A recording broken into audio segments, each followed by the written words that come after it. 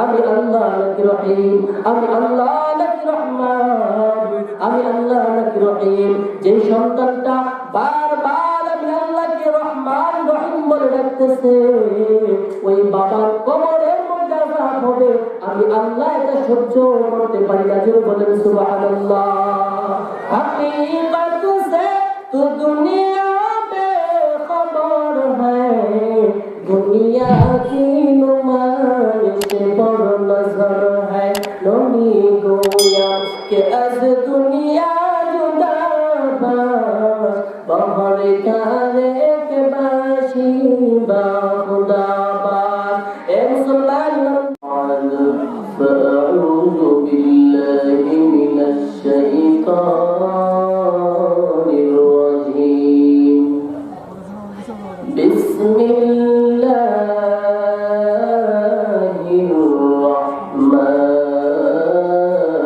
الرحيم.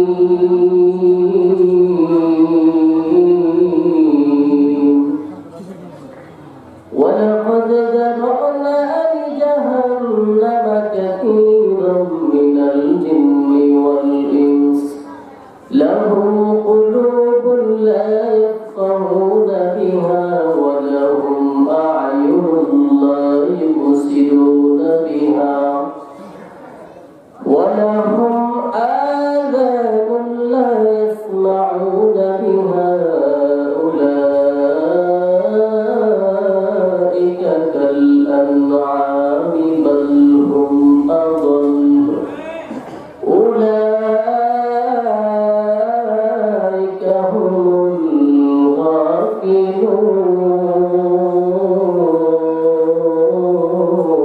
الغافلون.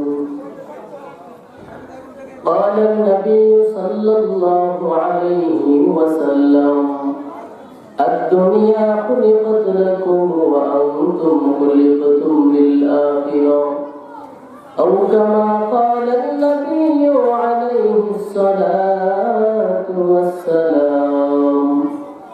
إن الله وملائكته يصلون على النبي يا أيها الذين آمنوا صلوا عليه وسلموا تسليما.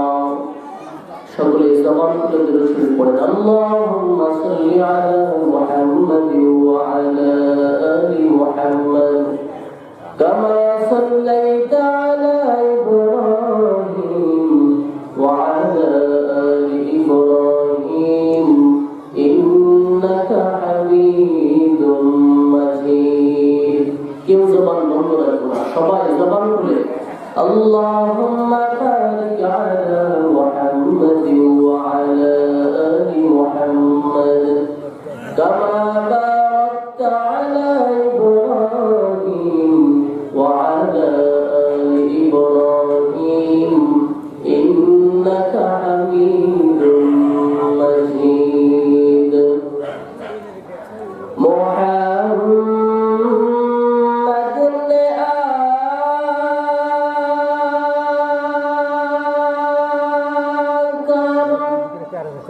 कुफ्र को मिटाया, कुफ्र को मिटाकर सदाकत लगाया बलगल उला बिकमालिही कशफत दुजा बिजमालिही हसनत जमीउ खिसालिही صلوا عليه وآله لا إله إلا الله لا إله إلا الله. জোরে জোরে আর জোরে আওয়াজ করে লা ইলাহা ইল্লাল্লাহ লা ইলাহা ইল্লাল্লাহ লা ইলাহা ইল্লাল্লাহ লা ইলাহা ইল্লাল্লাহ। হামদ বে খিদমত খুদায়ে পাকেরা আকে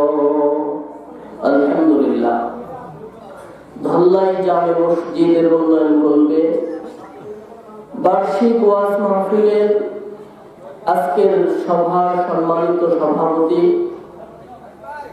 আমার মাথার মুকুট, শাইখুল হাদিস উস্তাদুল আসাতিজা হযরত মাওলানা আব্দুর রশিদ সাহেব দামাত বরকাতুহু আলিয়া, আজকের মাহফিলের প্রধান বক্তা বিশিষ্ট ইসলামী চিন্তাবিদ হযরত মাওলানা মুহাম্মদ রেজাউল করিম সাহেব দামাত বরকাতুহু আলিয়া, আজকের মাহফিলের দ্বিতীয় বক্তা আলহাজ হযরত মাওলানা নূর মোহাম্মদ সাহেব দামাত বরকাতুহু আলিয়া, উপস্থিত হযরত উলামায়ে কেরাম, দূর দূরান্ত থেকে আগত আল্লাহ পাকের আশিকিন, জাকিরিন, শাকিরিন, মুহিব্বিন, মুরব্বিয়ান, পর্দার অন্তরালে অবস্থানরত শ্রদ্ধেয়া সম্মানিতা মা ও বোনেরা, মহান স্রষ্টা দয়াময় আল্লাহ রাব্বুল আলামিনের দরবারে লাখো কোটি শুকর ও সুজুদ, যে মহান আল্লাহ রাব্বুল আলামিন অত্যন্ত দয়া করে, মায়া করে, মহব্বত করে, ভালোবেসে দুনিয়ার সমস্ত ঝামেলা থেকে মুক্ত করে এই কনকনে শীতের মধ্যে আমাদেরকে কোরআন এবং হাদিসের আলোচনা শোনার জন্য এখানে আসার বসার তৌফিক দান করলেন। এজন্য দিল থেকে সকলে ঈমানের আওয়াজকে উঁচু করে কালিমাতুশ শুকর আদায় করি, আলহামদুলিল্লাহ। আর একটু জোরে বলি আলহামদুলিল্লাহ। লক্ষ কোটি দরুদ ও সালাম বিশ্ব মানবতার কামরানি, বিশ্ব মানবতার মুক্তির দূত, রাহমাতুল লিল আলামিন, বিশ্ব নবী, শ্রেষ্ঠ নবী, দু জাহানের সরদার নবী জনাবে মুহাম্মদুর রাসূলুল্লাহ সাল্লাল্লাহু আলাইহি ওয়াসাল্লাম। আল্লাহ, আপনারা সবাই ভালো আছেন? আল্লাহ, আমি অল্প সময় আপনাদেরকে নিয়ে একটু আলোচনা করব, এরপরে আমাদের দাওয়াতি মেহমান যারা আছেন ওনারা কথা বলবেন। আমি যে আয়াত তেলাওয়াত করেছি, আল্লাহ পাক রব্বুল আলামিন কুরআনুল কারীমের মধ্যে কিছু আয়াতের মধ্যে মানুষের প্রশংসা করেছেন। আল্লাহ এক আয়াতের মধ্যে বলেন, ওয়ালাকাদ কাররামনা বানি আদম। আল্লাহ বলেন মানুষ হলো সম্মানিত। সুবহানাল্লাহ। অন্য আয়াতের মধ্যে বলেন, উলাইকা কাল্লানআম। ওই সমস্ত মানুষ তারা হলো চতুষ্পদ জন্তুর মতো। আল্লাহ বলেন বালহুম আদল, শুধু চতুষ্পদ জন্তুর মতো না, বরং তার চাইতেও খারাপ। এই কথাটা কার? জোরে বলেন আল্লাহ। এক আয়াতে বলেন উলাইকা হুম খায়রুল বারিয়া, মানুষ হলো শ্রেষ্ঠ।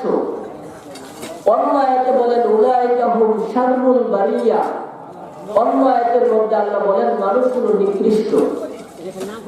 আমি চারটা আয়াত বললাম, দুই আয়াতের মধ্যে আল্লাহ বলেন মানুষ শ্রেষ্ঠ, সম্মানিত। আর দুই আয়াতের মধ্যে আল্লাহ বলেন মানুষ চতুষ্পদ জন্তুর মতো নিকৃষ্ট। এখন স্বাভাবিকভাবে একটা প্রশ্ন আসতে পারে যে কোন মানুষগুলা শ্রেষ্ঠ আর কোন মানুষগুলা নিকৃষ্ট, যারা দরকার আছে না? এই যে আমরা যারা এখানে আছি সবাই মানুষ, কথা বলেন ঠিক কিনা? আমরা সবাই মানুষ। তাহলে এই মানুষগুলোর মধ্যে কে নিকৃষ্ট কে শ্রেষ্ঠ এটা জানার দরকার আছে, কি বলা ঠিক না? আল্লাহ আল্লাহ পাক রব্বুল আলামিন অনেক অনেক জিনিস সৃষ্টি করেছেন, তার মধ্যে উৎকৃষ্ট আমরা যেগুলো দেখি অনেক বড়। আমরা যদি আকাশের আসমানের দিকে তাকাই তাহলে দেখতে পারি সাদা, কি বলা ঠিক না? এটাকে বলা হয় আসমান, প্রথম আসমান। এই প্রথম আসমান এই জমিন থেকে নিয়ে 500 বছরের দূরত্ব। সুবহানাল্লাহ। কত বছর? 500 বছরের দূরত্ব এই জমিন থেকে নিয়ে প্রথম আসমান। আবার ওই প্রথম আসমানটা এমন মোটা, এর পুরুত্বটা হলো আবার 500 বছরের। সুবহানাল্লাহ। আরেকটু জোরে বলে সুবহানাল্লাহ। মুসলমান ইমামরা বলে এই প্রথম আসমানের উপর থেকে নিয়ে দ্বিতীয় আসমান, মাঝখানে হলো আবার মহাশূন্য। মহাশূন্য হলো আবার 500 বছর। এই মহাশূন্যের উপরে হলো দ্বিতীয় আসমান। ওই দ্বিতীয় আসমানের দূরত্বটা হলো আবার প্রথম আসমান থেকে নিয়ে 500 বছরের দূরত্ব। জুড়ে বলেন সুবহানাল্লাহ। ওই দ্বিতীয় আসমানের মোটা দূরত্বটা হলো আবার 500 বছর। এ মুসলমান ইমানদার, বলো এই দ্বিতীয় আসমান থেকে নিয়ে তৃতীয় আসমানের দূরত্ব হলো 500 বছর। আবার ওই তৃতীয় আসমানের মোটাটা হলো 500 বছর। বলে এইভাবে সপ্তম আসমান আল্লাহ পাক রব্বুল আলামিন সৃষ্টি করেছেন। এর নবীর উম্মতের দল এত বিশাল আসমান সৃষ্টি করলেন। এই বিশাল আসমান সৃষ্টি করে আল্লাহ এই আসমানকে শ্রেষ্ঠত্বের ঘোষণা দেন নাই। আল্লাহ বলেন নাই আসমান আমার কাছে শ্রেষ্ঠ। এ মুসলমান বান্দার দল, আল্লাহ পাক রব্বুল আলামিন এত বিশাল বড় বড় প্রাণী সৃষ্টি করেছেন। একটা পাহাড় আছে কুহে কাফ। এই কুহে কাফের মধ্যে একটা প্রাণী আছে সিমুর্গ। এই সিমুর্গ একটা প্রাণী। এই প্রাণীটার দৈনন্দিন খাদ্য হলো 40টা মোটা তাজা হাতি। আল্লাহু আকবার। এত বিশাল বড় সৃষ্টি গো। এ মুসলমান, আল্লাহ পাক রব্বুল আলামিন 3 মাস সৃষ্টি করেছেন। বলে এক একটা 3 মাসের খাদ্য হলো প্রত্যেক দিন 1000 টন চিংড়ি মাছ। সুবহানাল্লাহ বলবেন না? নাকি স্লোগান দিবেন? আমার কাছে তোমার একটা চরিত্র ফুলের মতো পবিত্র, নামাজ পড়ে না করতো। কি কথা ঠিক না? আল্লাহ এই জবানকে দিয়েছেন, বলেন জবানের মালিককে বলেন। এ মুসলমান ইমানদার, আজকে ইমান এমন দুর্বল। বলে এই জবান আল্লাহ দিয়েছেন, এই জবান দিয়ে আল্লাহর নাম উচ্চারণ করতে মনে চায় না। এই মুসলমান ইমানদার, আল্লাহ বলেন এ বান্দা, আমি আল্লাহ পাক রব্বুল আলামিন তোকে সৃষ্টি করলাম। তুই যখন তোর বন্ধুকে বন্ধু বলে ডাক দাও, তোর বন্ধুর দিলটা ঠান্ডা হয়ে যায়। বলে এ বান্দা, তুই যখন তোর মাকে মা বলে ডাক দাও, তোর মায়ের আত্মাটা ঠান্ডা হয়ে যায়। এ সন্তান, তুই যখন তোর বাবাকে বাবা বলে ডাক দাও, তোর বাবার দিলটা ঠান্ডা হয়ে যায়। আমি আল্লাহ কুদরতি নজর দিয়ে তোর জবানটার দিকে তাকায় থাকি। তুই যে তোর বন্ধুকে বন্ধু বলে ডাক দিলি, ওই জবানটাকে তোর বন্ধু বানায় নাই। কথা বলেন ঠিক কিনা? তুই যে জবান দিয়ে তোর মাকে ডাকলি, ওই জবানটা তো তোর মা বানায় নাই। তুই যে জবান দিয়ে তোর বাবাকে বাবা বলে ডাকলি, ওই জবানটা তো তোর বাবা সৃষ্টি করে নাই। ওই জবানটা কে সৃষ্টি করেছেন বলেন? আল্লাহ বলেন বান্দা, আমি কুদরতি নজর দিয়ে তোর জবানের দিকে তাকায় থাকি। তুই তোর বন্ধুকে ডাকলি, তোর মাকে ডাকলি, বাবাকে ডাকলি, কোনো সমস্যা নাই। কিন্তু আমি কুদরতি নজর দিয়ে তাকায় থাকি। ওই জবানটা দিয়ে বলছো তুই আমাকে আল্লাহ বলে ডাকবি। তুই যখন আমি আল্লাহকে আল্লাহ বলে ডাক দিবি, আমি আল্লাহর কুদরতি দিলটা ঠান্ডা হয়ে যাবে। আমি আল্লাহ পাক রব্বুল আলামিন তোর জিন্দেগির সব গুনাহ মাফ করে দিব। হাকিকত সে তু দুনিয়া বেখবর হ্যায়, দুনিয়া কি নুমাইশ পর নজর হ্যায়। নবী গোয়াম কে আজ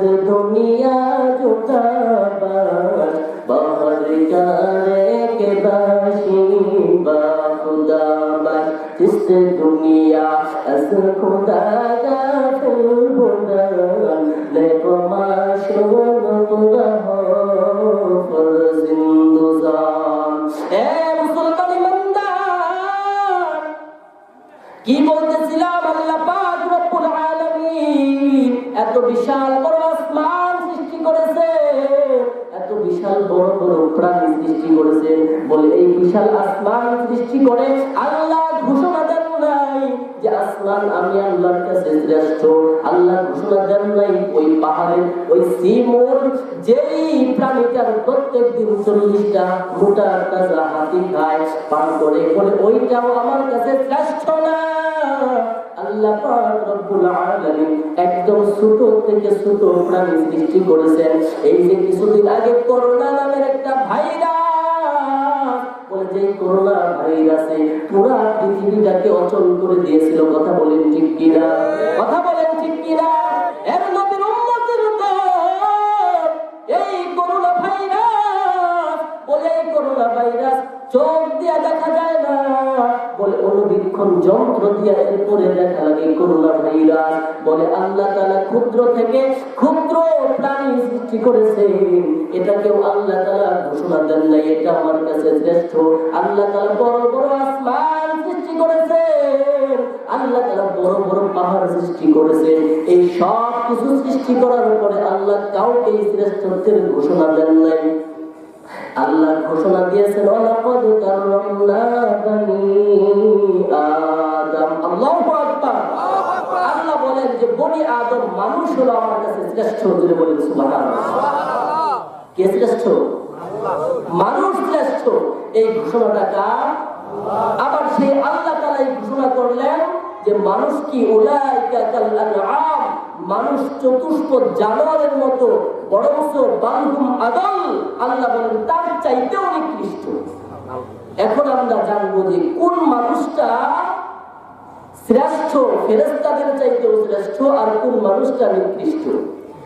এই যে মানুষ শ্রেষ্ঠ এবং নিকৃষ্ট হওয়ার মানদণ্ডটা কি? আল্লাহ বলেন এই শ্রেষ্ঠত্বের মানদণ্ড স্কেল হলো দ্বীন। সুবহানাল্লাহ বলেন ইন্নাদ-দীনা ইনদাল্লাহিল ইসলাম।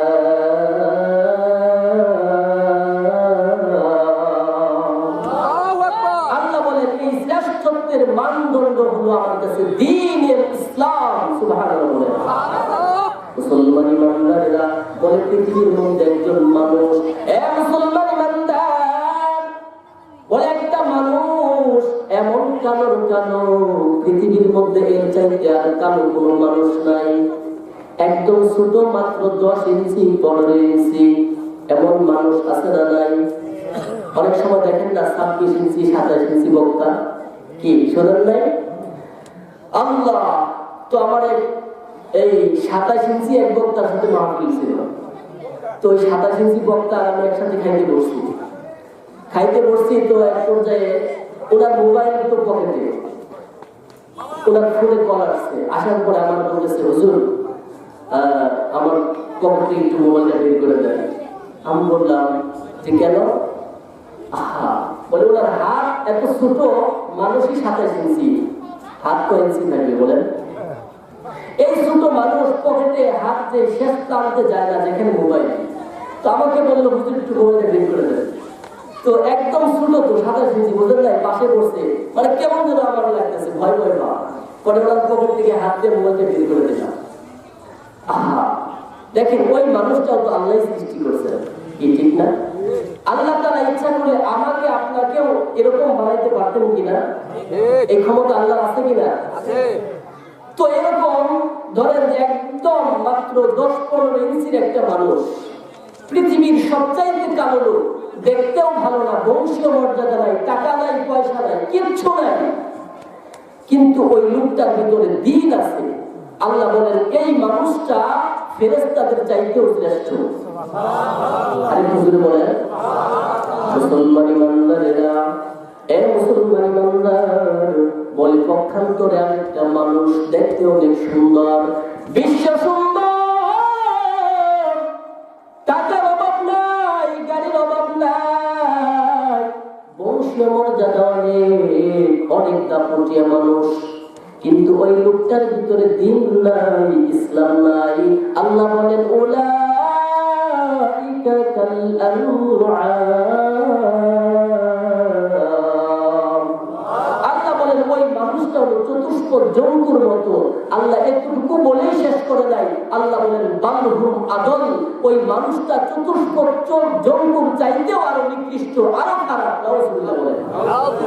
তাহলে আমি মানদণ্ড স্কেল আপনাদেরকে দিয়ে দিলাম যে আল্লাহ বলছেন এই গুণ থাকলে মানুষ শ্রেষ্ঠ, আর এই গুণটা না থাকলে মানুষ নিকৃষ্ট। তাহলে স্কেলের নামটা কি? বলেন বলেন, স্কেলের নামটা কি? মানদণ্ড, আমি শ্রেষ্ঠ না নিকৃষ্ট, এটার মানদণ্ডর নাম কি? দিন। বলেন কি? আবার বলেন কি? কথা মুখস্থ রাখতে হবে। তাহলে আপনি আমি বুঝতে পারবো যে এই আসমানের নিচে জমিনের উপরে আল্লাহ যে মানুষকে শ্রেষ্ঠত্বের ঘোষণা দিলেন, আল্লাহ তাআলা আবার নিকৃষ্টের ঘোষণা দিলেন। আমি কোন কাতারে আছি? আমি কি নিকৃষ্টের কাতারে নাকি উৎকৃষ্টের কাতারে? এটা যদি মনে থাকে তাহলে আপনি আর বয়ান শোনা লাগবে না, নিজেই বুঝতে পারবেন। তাহলে শ্রেষ্ঠ আর নিকৃষ্ট হওয়ার মানদণ্ডের নাম কি? আলোচনা বলেন দিন। দিন যার মধ্যে আছে সে হলো ফেরেশতাদের চাইতে উত্তম, আর দিন যার মধ্যে নাই সে হলো কি? চতুষ্পদ জানোয়ারের মতো, জন্তুর মতো। আল্লাহ এই যে আমি অল্প ছোট্ট কথাই বলে দিছি দিন। এখন দিন আমার হলো 5টা জিনিসের সমন্বয়। কয়টা জিনিসের? জোরে বলেন, এটা ক্লাস চলতেছে। 5টা জিনিসের সমন্বয় হলো দিন। এই 5টা বলা যাবে না। 1 নাম্বার হলো আকীদা। 1 নাম্বার কি? আকীদা মানে বিশ্বাস। আল্লাহ আছে এটা বিশ্বাস করেন? এই বিশ্বাসের নামই কি? আকীদা। পরকাল আছে না নাই? আমরা কালেমা পড়ছি না, আমানতু বিল্লাহি ওয়া মালাইকাতিহি ওয়া কুতুবিহি ওয়া রুসুলিহি ওয়াল ইয়াউমিল আখির ওয়াল কুদরতি ওয়াল খাইরিহি ওয়া শাররিহি মিনাল্লাহি তাআলা ওয়াল বা'থি বা'দাল মাউত। আমরা এই সাক্ষ্য দিয়েছি আমানতু বিল্লাহ, ঈমান আল্লাহ, আল্লাহর উপর, আল্লাহ রাসূলের উপর, কিতাবের উপর, পরকালের উপর, এই সব বিষয়ে আমরা সাক্ষ্য দিয়েছি। এর নাম কি? ঈমান। ঈমানের দাম আছে না নাই? বলেন আজকে আমাদের ঈমানের অবস্থা কি? আজকে আমাদের ঈমানের অবস্থা কি? যে ঈমান আমাকে ফজরের নামাজের সময় মসজিদে নিয়ে আসতে পারে না, আমিও ঈমানদার। কি কথা ঠিক না? যে ঈমান আমাকে বছরে একবার মাহফিল হয়, যে ঈমান আমাকে বাড়ির থেকে মাহফিল পর্যন্ত নিয়ে আসতে পারে না, আমিও দাবি করি আমি ঈমানদার। কথা বলেন ঠিক কিনা? এ যুবক, আমি তো দেখেছি মাগরিবের নামাজের পর থেকে যখন বাসায় যাই, বড় আফসোস, পরিতাপের বিষয়, চোখে পানি এসে যায়। যেই যুবকরা আল্লাহ, যেই যুবকদের মাধ্যমে আল্লাহ পাক রব্বুল আলামিন ইসলামকে সমুন্নত করেছেন, আজকে সেই যুবকদের অবস্থা কি? মাগরিবের নামাজের পরে গেলাম, আমার মনে হয় যে 100 যুবকের মধ্যে 95 জন যুবক নামাজ পড়বে। কি কথা ঠিক না? হ্যাঁ, মনে হলো এখানে কি মাহফিল না মেলা? নারী পুরুষের অবাধ মেলামেশা। আপনারা বলেন পর্দা করা কি? এই বলেন বলেন। আজকে এই যে সমাজের মধ্যে যত ধর্ষণ, যত খুন খারাপি হচ্ছে, আপনি যাই দেখবেন সবগুলো ঘুরায় যায় দেখবেন এই নারী সমস্যা। কথা বলে ঠিক কিনা? যুবকদের মধ্যে যে সমস্যা যায় দেখবেন প্রেম নিয়ে সমস্যা। কথা বলে ঠিক কিনা? এই যে এখানে, আর আমরাও এমন গার্জেন, এমন বেহায়া, আমার যুবতী মেয়েটাকে, যেই যুবতী মেয়েটার বয়স 15-16 হয়ে গেছে, সেই মেয়েটাকে সাজায়া পড়াইয়া কেমনে করে আমি রাস্তায় পাঠিয়ে দিলাম। আমার চাইতে বড় বেহায়া, বেলাজা গার্জেন আর হতেই পারে না। কথা বলে ঠিক কিনা? এই জন্য এখান থেকে শিক্ষা দিতে হবে। পর্দা করা কি বলেন? পর্দা করা ফরজ। আজকে এই পর্দার বিষয় তো আমাদের মাঝে নাই, এটা আমরা কিছুই মনে করি না। অনেক আলেমদের ভিতরে এই পর্দা নাই আজকে। কথা বলেন ঠিক কিনা?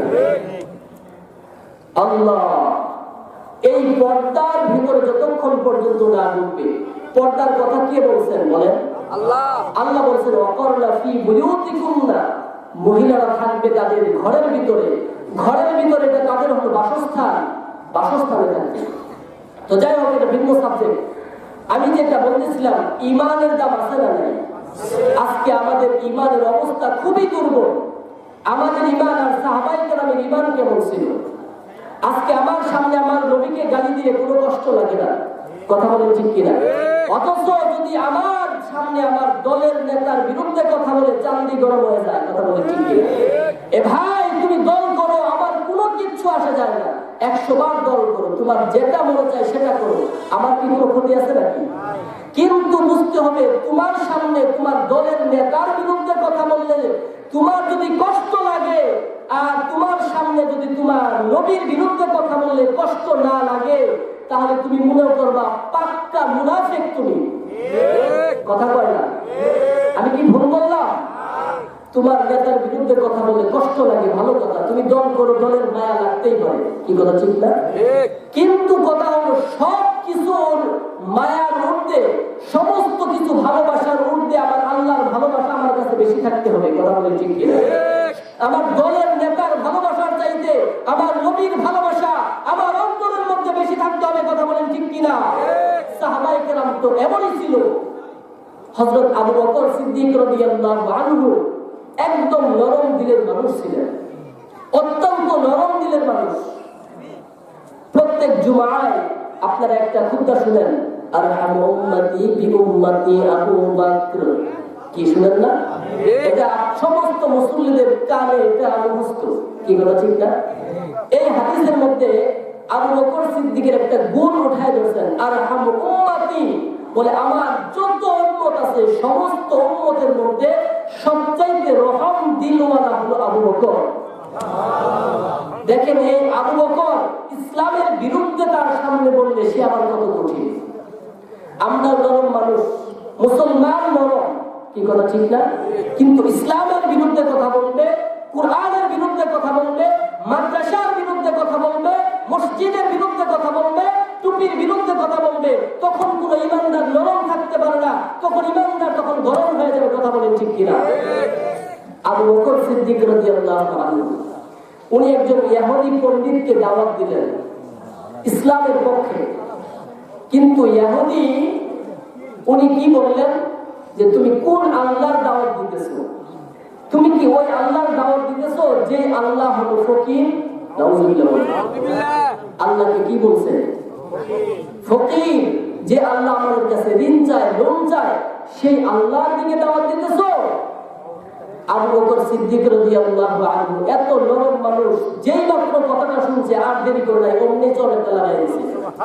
আরে জোরে বলুন মিয়া, এত নরম মানুষ যেই আল্লাহর বিরুদ্ধে কথা বলছে আর কোনো দেরি নাই, অমনি গালের মধ্যে লাগাই দিয়েছে। যেই মাত্র লাগাই দিয়েছে, ইহুদি তো ব্যক্ত হয়ে গেছে। এখন আল্লাহ রাসূলের দরবারে গেছে বিচার নিয়ে, যা বলছেন, ইয়া রাসূলুল্লাহ, আপনার আবু বকর আমাকে জ্বর মারছে। আল্লাহ রাসূল বলে, নামটা কি বললা? বলে আবু বকর। বলে না, নামটা মনে হয় তুমি ভুল বলতেছো, এই কাজ তো আবু বকর না, এই কাজ তো ওমর করতে পারে। সুবহানাল্লাহ বলে, এই কাজ তো ওমর করতে পারে, এই কাজ তো আবু বকরের না। এই কথা বলতে বলতে আবু বকর সিদ্দিক রাদিয়াল্লাহু আনহু এসে উপস্থিত হয়ে গেছে। উপস্থিত হওয়ার পরে আল্লাহ রাসূল বলতেছেন, আবু বকর, তুমি কি আসলে তাকে চড় দিয়েছো? বলে, হ্যাঁ হুজুর, আমি একটি চড় দিয়েছি। আল্লাহ রাসূল বলেন, আসলেই তুমি চড় দিয়েছো? দেখেন, আল্লাহ রাসূল বিশ্বাস করতে পারতেছেন না, এত নরম দিলওয়ালা মানুষ, এত নরম মানুষ গরম হয় কেমনে? তুমি আসলেই চড় দিয়েছো? আবু বকর বলে, ইয়া রাসূলুল্লাহ, জি আমি চড় দিয়েছি। হুজুর, আপনি তো মনে করতেছেন যে আমি আবু বকর নরম মানুষ, আমি একে চড় দিলাম, খারাপ কাজটা করেছি। কিন্তু হুজুর, আগে জানেন যে আমি যাকে চড়টা দিলাম কোন কারণে চড় দিলাম, এটা আগে জানেন। আল্লাহ যে এই কথা বলছে, ইহুদি মনে মনে চিন্তা করতেছে, এই আবু বকর সিদ্দিক রাদিয়াল্লাহু আনহুর সামনে আল্লাহর বিরুদ্ধে কথা বলেছি, যার কারণে সে আমাকে চড় দিয়েছে। আর এই কথাটা রাসূল যদি সত্যায়িত করতে পারে যে আমি আসলেই আল্লাহকে গালি দিয়েছি, তাহলে তো আমার কল্যাণ কেটে যাবে। সুবহানাল্লাহ। তখন এখান থেকে আরেকটা বিষয়, আবু বকর সিদ্দিক কি বললেন যে, ইয়া রাসূলুল্লাহ, আমি তাকে যে চড় দিয়েছি তার আগে আপনি জিজ্ঞাসা করেন সে কি কাজটা করেছে। আমরাও আমাদের দেশের প্রশাসন, এরপরে যারা আছেন, আমরা তাদেরকে বলতে চাই, এই যে মাঝে মাঝে আপনারা দেখেন ওলামায়ে কেরাম রাজপথে নামে, কি কথা ঠিক না? দেখেন না, এই রাজপথে নামে আপনারা মনে করেন রাজপথে আসে কেন? এই যে কেন আগে তালাশ করুন। আমরা কোনো সময় তো খাদ্য দ্রব্যের দাম বাড়লে এই জন্য কোনোদিন রাস্তায় নামছি? হ্যাঁ, আমাদের পকেট ভারী হোক এই জন্য রাস্তায় নামছি? এই জন্য ওলামায়ে কেরাম রাস্তায় নামে না। এই জন্য আমরা আমাদের দেশের প্রশাসনকে বলতে চাই, ওলামায়ে কেরাম যখন রাস্তায় নামে আগে খোঁজখবর নিয়ে দেখেন যে কেন রাস্তায় নামলো, কারণটা কি। কথা বলেন ঠিক কিনা? যেই রাম বামরা ইসলামের বিরুদ্ধে কথা বলে, উলামায়ে কেরাম তখন আর ঘরে বসে থাকতে পারে না।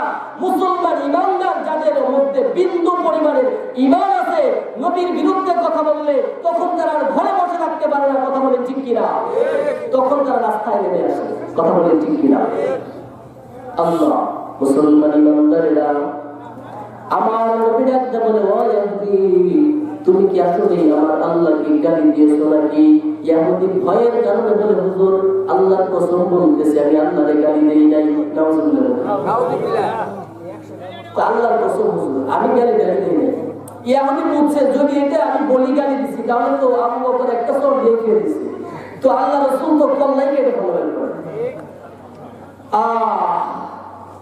যখন অস্বীকার করছে কোনো সাক্ষ্য তো নাই, এখন বিচার করবে কেমনে? আল্লাহ পাক রব্বুল আলামিন জিবরাইলকে নাযিল করেছেন।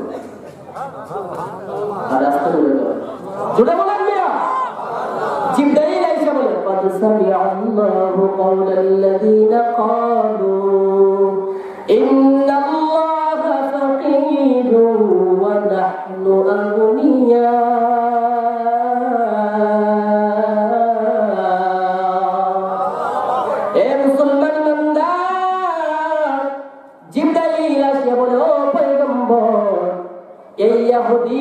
যে আল্লাহকে আল্লাহ বলে গালি দিয়েছে, ফকির বলে গালি দিয়েছে, এটা শুধু আবু বকর শুনে নাই, এটা আমার আল্লাহ শুনেছে। জোরে বলেন সুবহানাল্লাহ। হে মুসলমান বান্দা, এই জন্য ঈমান মজবুত করা লাগবে। প্রথমেই বলেছি মানুষ শ্রেষ্ঠ এবং নিকৃষ্ট হওয়ার মানদণ্ডের নাম কি? বলেন বলেন। দিন। এই দিন আবার পরিপূর্ণ হয় কয়টা জিনিসে? জোরে বলেন। পাঁচটা। এক নাম্বার হলো আকীদা। এক নাম্বার কি? আকীদা। দুই নাম্বার হলো মুআমালাত। তিন নাম্বার হলো মুআশারাত। চার নাম্বার হলো আখলাক। পাঁচ নাম্বার হলো ইবাদত। এই মুসলমান বান্দা বলে এই পাঁচটা জিনিসের সমন্বয় হলো দিন। এই দিন যার মধ্যে থাকবে, এই লোকটা যদি কালো হয়, এই লোকটা যদি গোলাম হয়, এই লোকটা যদি পৃথিবীর সর্বনিম্ন মানের বংশধরের হয়, কিন্তু ওই লোকটার মধ্যে আল্লাহর দিন আছে, আল্লাহ বলেন এই লোকটা হলো ফেরেশতাদের চাইতেও শ্রেষ্ঠ। পক্ষান্তরে একজন মানুষ সুন্দর, এত সুন্দর, যে লোকটা বংশীয় মর্যাদাও অনেক, টাকার অভাব নাই, গাড়ির অভাব নাই, বাড়ির অভাব নাই, কিন্তু ওই লোকটার মধ্যে দিন নাই। আল্লাহ বলেন উলাইকা কাল আনআম, এই লোকটা হলো সর্বনিকৃষ্ট জানোয়ারের মতো, বালহুম আদল বলে তার চাইতেও বড় খারাপ। এই মুসলমান বান্দা, আর এই দিন শিক্ষা দেওয়া হয় কোথায় বলেন? স্কুলে, কলেজে, ভার্সিটিতে। আমি যে পাঁচটা জিনিসের কথা বললাম, এই মুসলমান বান্দা, এখানে অনেক শিক্ষিত মানুষ আছেন, বলেন তো এই পাঁচটা জিনিস কোন কলেজে শিক্ষা দেওয়া হয়? এই মুসলমান বান্দা, তাহলে মানুষ যদি মানুষ হইতে চায় অবশ্যই তাকে মাদ্রাসায় পড়তে হবে। কথা বলেন ঠিক কিনা? আমি বলতেছি না রে যুবক তুমি মাদ্রাসায় পড়ে বড় আলেম হয়ে যাও, আমি বলতেছি না তুমি হাফেজ হয়ে যাও, কমপক্ষে যতটুকু ইলম দরকার আল্লাহ রাসূল বলেছেন, قال رسول الله صلى الله عليه وسلم طلب العلم فريضة على كل مسلم, বলে প্রত্যেকটা নর-নারীর জন্য, প্রত্যেকটা মুসলমান পুরুষ এবং নারীর জন্য ইলম শিক্ষা করা ফরজ।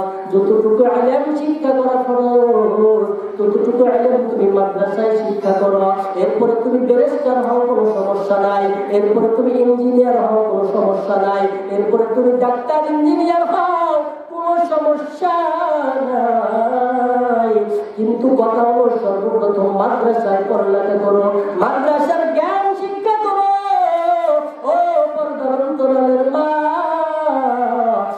বৃদ্ধ বাবারা, এ যুবক ভাই, অনেক সময় দেখা যায় আমাদের কাছে ছাত্র নিয়ে এসে গার্জেনরা বলে, হুজুর এই যে ছাত্রকে দিয়ে গেলাম, এই ছাত্রটাকে মানুষ বানায়া দিবেন। আপনাদের কাছে প্রশ্ন, যে এই ছাত্রটা নিয়ে আসলো এটা কি ছাগলের বাচ্চা নাকি?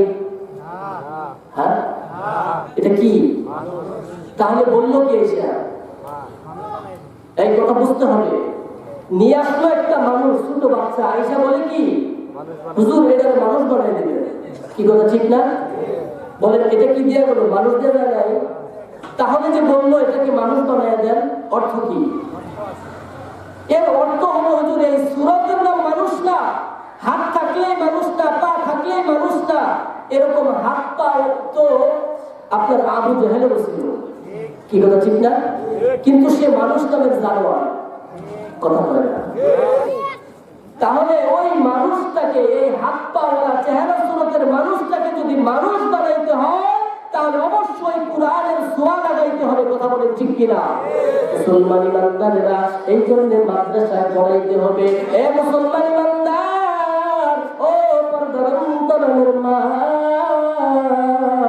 পয়গম্বর ঈসা আলাইহিস সালাম রাস্তাতে চলতেছেন, হঠাৎ করে দেখে একটা কবর থেকে জাহান্নামের ঘ্রাণ আসতেছে। আবার কিছুদিন পর দেখে ওই একই কবর থেকে জান্নাতের ঘ্রাণ আসতেছে। জোরে বলেন সুবহানাল্লাহ। পয়গম্বর ঈসা আলাইহিস সালাম আল্লাহ তাআলার কাছে ডাকতে বলে, ও মালিক,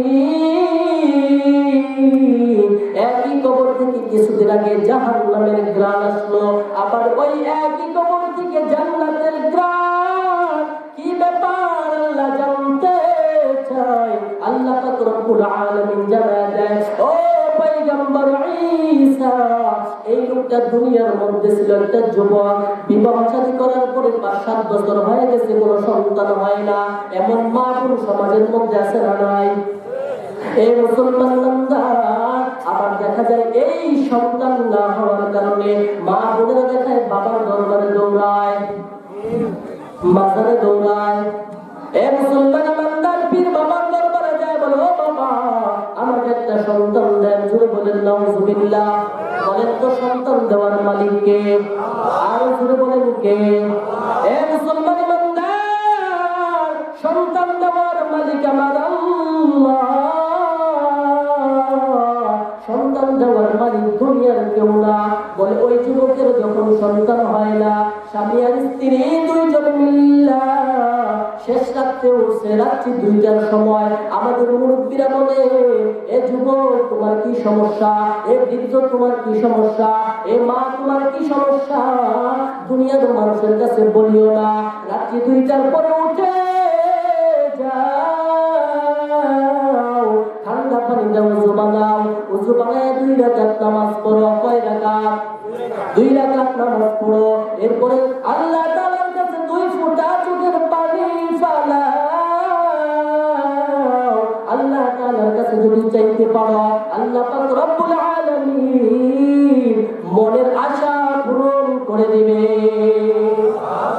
মুসলমান বান্দারা বলে, ওই স্বামী আর স্ত্রী দুইজনে রাত্রি 2টার পরে উঠিয়ে আল্লাহর কাছে ডাকতে বলে, ও মালিক, আমাদের সন্তান হয় না। কত মানুষকে তুমি সন্তান দিয়েছো, ঠিক মতো খানা খাইতে পারে না। আয় আল্লাহ, আমাদের সম্পদের অভাব নাই, আয় আল্লাহ একটা সন্তান দাও। আল্লাহ পাক রব্বুল আলামিন তাদের দোয়া কবুল করেছেন। জোরে বলেন সুবহানাল্লাহ। দোয়া কবুল করিয়া আল্লাহ পাক রব্বুল আলামিন একটা পুত্র সন্তান দান করেছেন। জোরে বলেন সুবহানাল্লাহ। আল্লাহর কুদরতের কি কারিশমা! বলে সন্তান যখন মায়ের গর্ভে আসছে, মায়ের গর্ভে আসার পরে ওই যুবক সন্তানটা আল্লাহ তাআলা দুনিয়া থেকে তাকে নিয়ে গেছে। গুনাহের কারণে তার কবরের মধ্যে আযাব হচ্ছিল। আর এদিকে এই সন্তান যখন ডেলিভারি হয়েছে, ডেলিভারি হওয়ার পরে আস্তে আস্তে যখন বড় হয়েছে, বড় হওয়ার পরে মাদ্রাসায় ভর্তি করে দিয়েছে। কোথায়? মাদ্রাসায় ভর্তি করে দিয়েছে। মাদ্রাসায় ভর্তি করে দেওয়ার পরে উস্তাদ তাকে প্রথমেই সবক দিয়েছে, বিসমিল্লাহির রহমানির রহিম।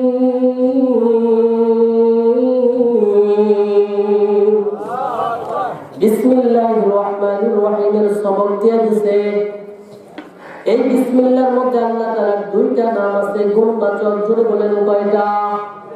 একটা হলো রহমান, আরেকটা হলো রহিম। দুইটা গুণবাচক নাম আছে। বলে এই সন্তানটাকে যখন ভর্তি করে দিছে, এই সন্তানটা বারবার তেলাওয়াত করতেছে বিসমিল্লাহির রহমানির রহিম, বিসমিল্লাহির রহমানির রহিম। আপনারা বলেন বিসমিল্লাহির রহমানির রহিম। এ মুসলমান বান্দা, এই বিসমিল্লাহর এতটা বলে কোন মানুষ যদি সকালে 19 বার বিসমিল্লাহ, বিকাল বেলায় যদি 19 বার বিসমিল্লাহ তেলাওয়াত করে, আল্লাহ পাক রব্বুল আলামিন যে জাহান্নাম বানায় রাখছে, ওই জাহান্নামের মধ্যে ফেরেশতা আছে 19 জন। জোরে বলেন কয়জন? আর এই বিসমিল্লাহর মধ্যে অক্ষর আছে 19টা। জোরে বলেন সুবহানাল্লাহ। বলে যখন কোন উম্মত সকালে 19 বার বিসমিল্লাহ পাঠ করবে, বিকাল বেলায় যখন 19 বার বিসমিল্লাহ পাঠ করবে, আল্লাহ পাক রব্বুল আলামিন ওই জাহান্নামের 19 ফেরেশতা থেকে হেফাজত করবেন। জোরে বলেন সুবহানাল্লাহ।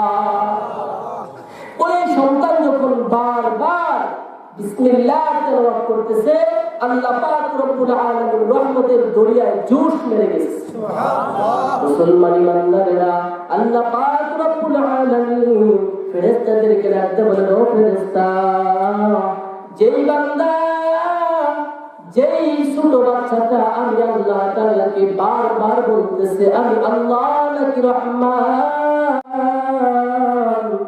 আমি আল্লাহ নাকি রহিম, আমি আল্লাহ নাকি রহমান, আমি আল্লাহ নাকি রহিম, যেই সন্তানটা বারবার আমি আল্লাহকে রহমান রহিম বলে ডাকতেছে, ওই বাবার কবরের মধ্যে আযাব হবে, আমি আল্লাহ এটা সহ্য করতে পারি না। জোরে বলেন সুবহানাল্লাহ। हकीकत से तू दुनिया बेखबर है, दुनिया की नुमाइश पर नजर है, नमी गोया के अज दुनिया जुदा बाश, बहर कारे के बाशी बा खुदा बाश। ए मुसलमान बंदा, এই জন্য বলবো প্রধানতরের মা, এমন একটা সন্তানের মা হয়ে কবরে যাও, যে সন্তান তুমি মারা যাওয়ার পরে তোমার জানাজার নামাজের ইমাম হবে। এ বৃদ্ধ বাবা, এমন একটা সন্তানের মা বাবা হয়ে কবরে যাও, যে সন্তান তুমি মারা যাওয়ার পরে তোমার জানাজার নামাজের ইমাম হবে। যে সন্তান তোমার কবরের পাশে দাঁড়ায় সূরা ফাতিহা তেলাওয়াত করবে, সূরা ইখলাসের তেলাওয়াত করবে, আল্লাহ পাক রব্বুল আলামিন এই সূরা ফাতিহা ইখলাসের বদৌলতে তোমার কবরের আযাব মাফ করে দিবে।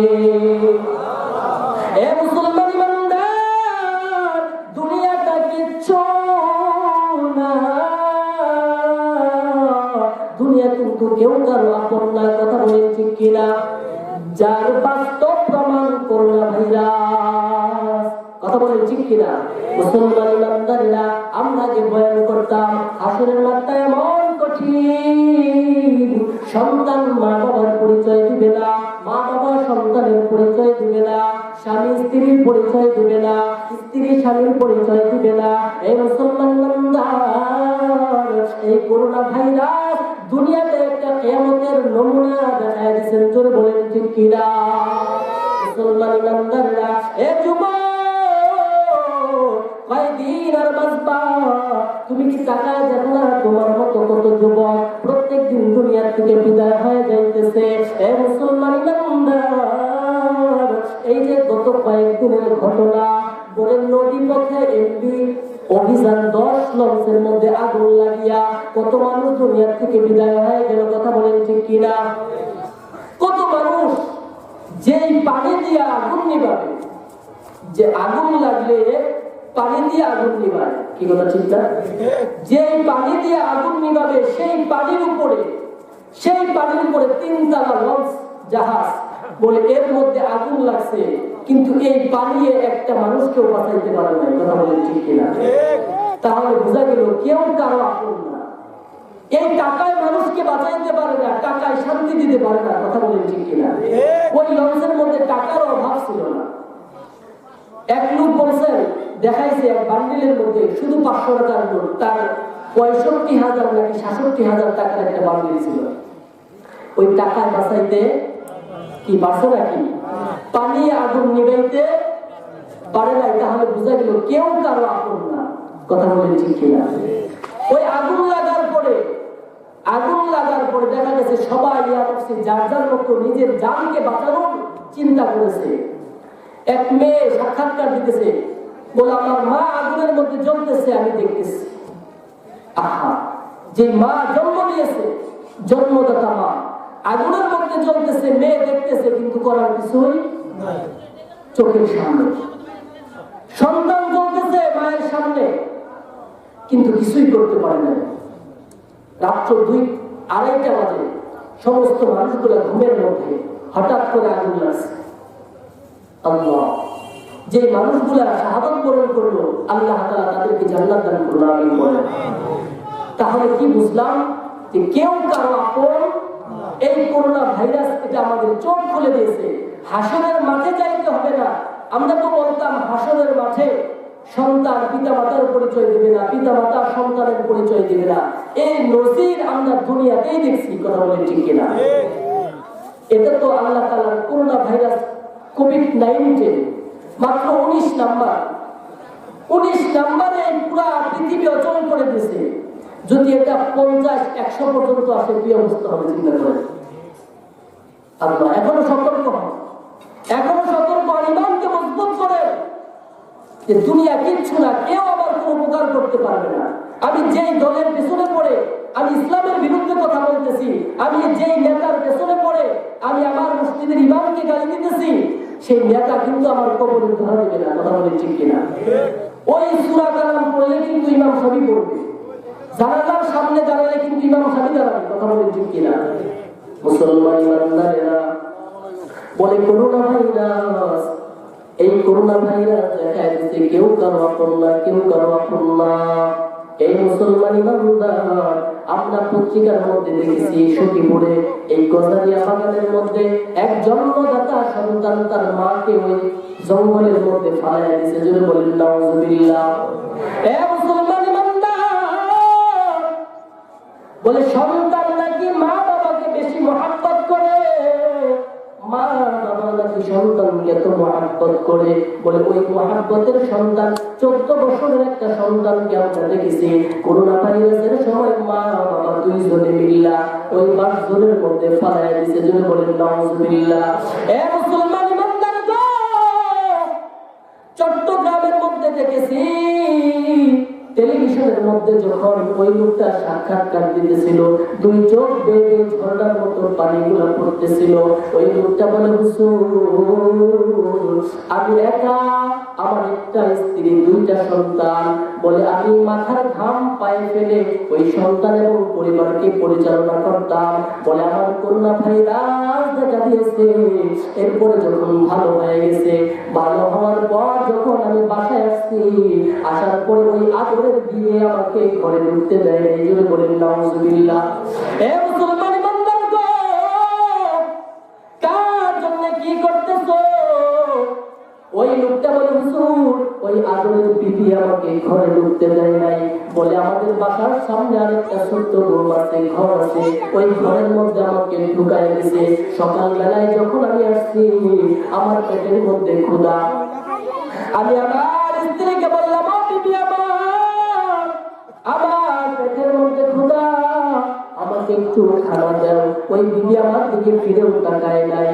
এই মুসলমান ইমানদার যখন সময় আস্তে আস্তে বেশি হইতেছে, আমি আমার বিবিকে বললাম, ও বিবি আমার, যদি আমাকে খানা খাইতে না দাও, কমপক্ষে আমাকে একটু পানি পান করাও, পানির পিপাসা লাগছে। ওই লোকটা বলে, স্ত্রী আমাকে পানি পর্যন্ত দেয় নাই। এক পর্যায়ে আমি বললাম, ও বিবি আমার ছোট সন্তানটাকে আমার একটু দেখতে মনে চাইতেছে, ওই সন্তানটাকে একটু আমার কাছে পাঠায়া দাও। ওই সন্তানটাকে আমার কাছে পাঠায় নাই। এর নবীর উম্মতের দল। ওই এলাকার মানুষ বলে, হুজুর শেষ রাত্রে যখন রাত্র 10টা বেজে গেছে, ওই সময় দেখি লোকটার ঘরের মধ্যে কোনো আওয়াজ শোনা যায় না। এক পর্যায়ে আমরা ঘরের দরজা ভেঙে ঘরে ঢুকলাম, যাই দেখি ওই লোকটা দুনিয়া থেকে বিদায় হয়ে গেছে। এ মুসলমান ইমানদার, তাহলে কার জন্য কি করতেছ রে যুবক? ওই বিবি আপন না, ওই মা আপন না, বাবা আপন না। এখন যদি তোমার চক্ষুটা বন্ধ হয়ে যায়, যেই মা তোমাকে এত আদর করতো, ওই মা কিন্তু তোমার আমার সাথে কবরে যাবে না। কথা বলেন ঠিক কিনা? যেই বাবা মাথার ঘাম পায়ে ফেলে সন্তানকে এত কষ্ট করে লালন পালন করতো, ওই মা বাবা কিন্তু তোমার আমার সাথে কবরে যাবে না। যেই আদরের বিবি এত যত্ন করে তো ভালোবাসা, ওই ভালোবাসার বিবিও কিন্তু তোমার আমার সাথে কবরে যাবে না। কথা বলেন ঠিক কিনা? বলে ওই কবরে যাবে একমাত্র আমল। জোরে বলেন কি? এই জন্য আল্লাহ পাক রব্বুল আলামিন বলেন, ইন্নাদ-দীনা ইনদাল্লাহিল ইসলাম। বলে আল্লাহ তাআলার কাছে প্রিয় হলো ইসলাম। এ মুসলমান বান্দা, এই জন্য যদি আল্লাহর কাছে দামি হইতে চাও, আল্লাহর কাছে যদি সম্মানী হইতে চাও, তাহলে অবশ্যই দিন মানা লাগবে কি লাগবে না? দিন মানা লাগবে কি লাগবে না? নামাজ পড়া লাগবে কি লাগবে না? এই দিনের মধ্যে কি রোজা নাই? দিনের মধ্যে কি নামাজ নাই? তাহলে নামাজ পড়া লাগবে, রোজা রাখা লাগবে। যুবকরা দাড়ি রাখা লাগবে নাকি? হ্যাঁ, নাকি বয়স হয় নাই? হ্যাঁ, নাকি বয়স হয় নাই এখনো? আর কবে বয়স হবে? বলে হুজুর দাড়ি রাখলে তো বুড়া বুড়া দেখা যায়, আর দাড়ি চাষলে তো একটু জোয়ান জোয়ান দেখা যায়। তো আমি তখন বলি যে দাঁতগুলা ফালাই দাও, শিশু বাচ্চা দেখা যাবে। কি কথা ঠিক না? তো দাড়ি যদি ফালাই দেওয়ার কারণে কম বয়স লাগে, যুবক লাগে, তো দাঁত ফালাই দাও, শিশু লাগবে। কি কথা ঠিক না? এই জন্য যুবক পায়ে হাত দিয়ে বলি, সময় কিন্তু নাই। মনে করতেছো আরো বাঁচবো, বয়স বেশি হয় নাই। এই যে লঞ্চের মধ্যে যারা ছিল, এরাও কিন্তু চিন্তা করে নাই যে এত তাড়াতাড়ি দুনিয়া থেকে বিদায় হবো। কি কথা ঠিক না? কিন্তু ওই লঞ্চের মধ্যে এমন ভাবে পোড়া পড়ছে, বলে মানুষের লাশের চিহ্ন পর্যন্ত নাই, হাড্ডি কয়লা হয়ে গেছে। আল্লাহ। তো যাই হোক, আমার আলোচনার মূল বিষয় কি ছিল? যে আল্লাহর আদালতে মানুষ সম্মানিত, আবার হলো নিকৃষ্ট।